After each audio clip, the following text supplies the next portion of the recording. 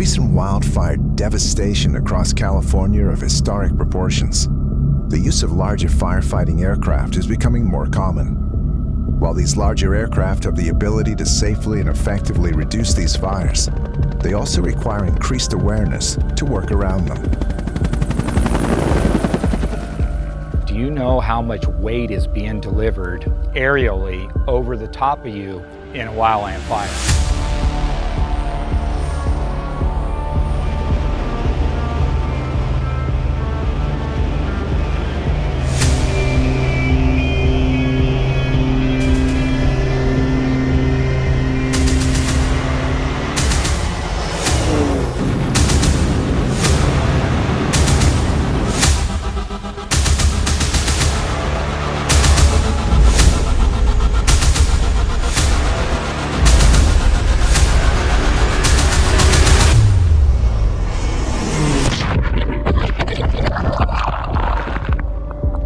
This test was with 9,000 pounds of fire retardant out of the S2. Imagine what could happen under a low dropout of a VLAT that can drop up to 170,000 pounds.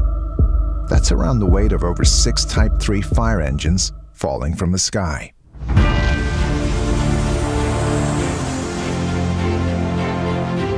Controlled tests have been conducted by the U.S. Forest Service under optimal conditions. Here are some guidelines to keep you safe. The width of these drops can vary from 95 feet for LATs and upwards of 130 feet for VLATs. For safety precaution, we're asking firefighters to stay an additional 50 feet beyond those boundaries. Drop lengths can vary. S2s and the larger tankers, we're looking anywhere from 300 to 1,800 feet of length in line. When you include the very large air tankers, we're looking at upwards of a mile. Drop heights, we can vary. A large air tanker, we can anticipate 150 feet above the vegetation. When we include the very large air tankers, the minimum that we're shooting for is 200 feet above the highest vegetation. These are just general guidelines to follow from the ground. You never want to find yourself in front or behind the general drop zone of these air tankers. We don't want to drive it in and hurt anybody or damage any equipment. We want to turn that into a FOSCHEC range. A well-executed airdrop is supposed to rain down to be safe and effective. Wildland firefighting conditions are often not ideal.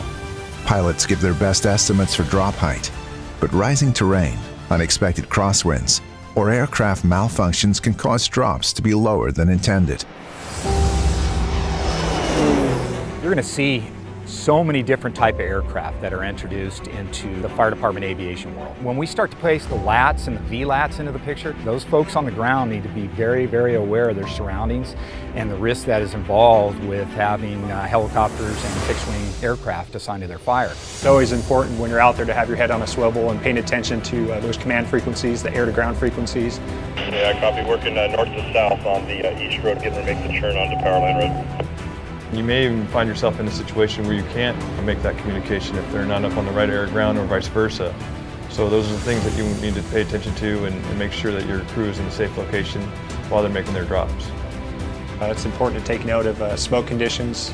Those can affect our visibility from the air when we're maneuvering for drops.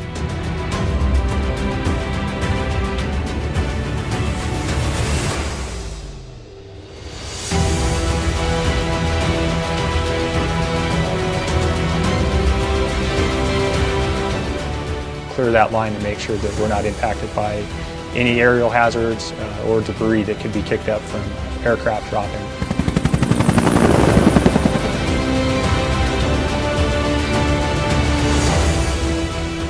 It's important to remember that if diligence to safety and the mission is not maintained, even the smallest of firefighting aircraft can cause harm.